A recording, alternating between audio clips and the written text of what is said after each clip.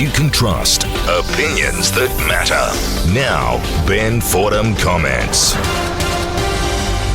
What a difference a change of scenery makes. One of the Islamic State brides has ditched the burqa and cancelled her plans to murder non-believers.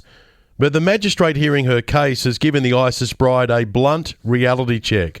We're talking about Rayann El Houli, who's facing court after arriving back in Australia and being charged by the Australian Federal Police. Rayann El Houli. She's accused of being in a declared conflict zone and joining a terror organisation, Islamic State. But when fronting the Melbourne Magistrates Court, El Houli has renounced Islamic State. It sounds like it's a little too late. The Chief Magistrate, Lisa Hannon, says the accused married a number of Islamic State fighters, so not just one of them, a number of them. She's previously expressed support for killing non-believers. The Chief Magistrate says El Houli attempted to indoctrinate her children to radical Islam. And she only left the conflict zone when the caliphate was defeated. And the Chief Magistrate is on the money.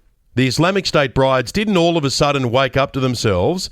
Their conscience didn't kick in one day and make them think, you know what, I should show some loyalty to my own country. They didn't make a decision on their own to abandon ISIS for the sake of their kids.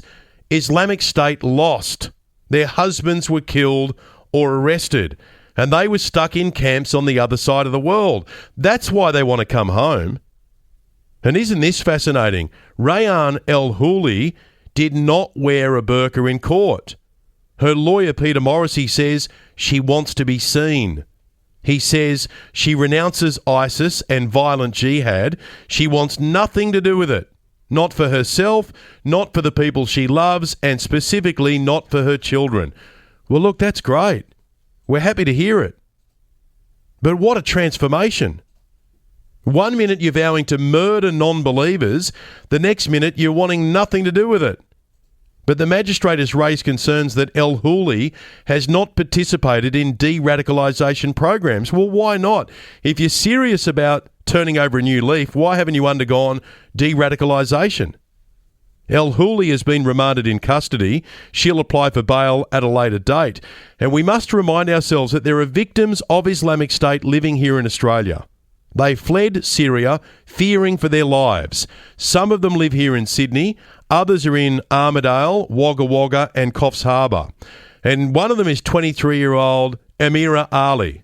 When she was only 10 years old, she was kidnapped by ISIS and sold into slavery. She's been traumatised beyond belief. And these days, Amira lives in Armidale. She's told the ABC, I'm really scared. I never imagined I'd live in a country with ISIS brides. And what did Rayann El Houli do when these young women were being kidnapped? Did she do anything to try and save kids like Amira? Or is it only now, sitting in a courtroom about to face justice, that all of a sudden she wants to be seen?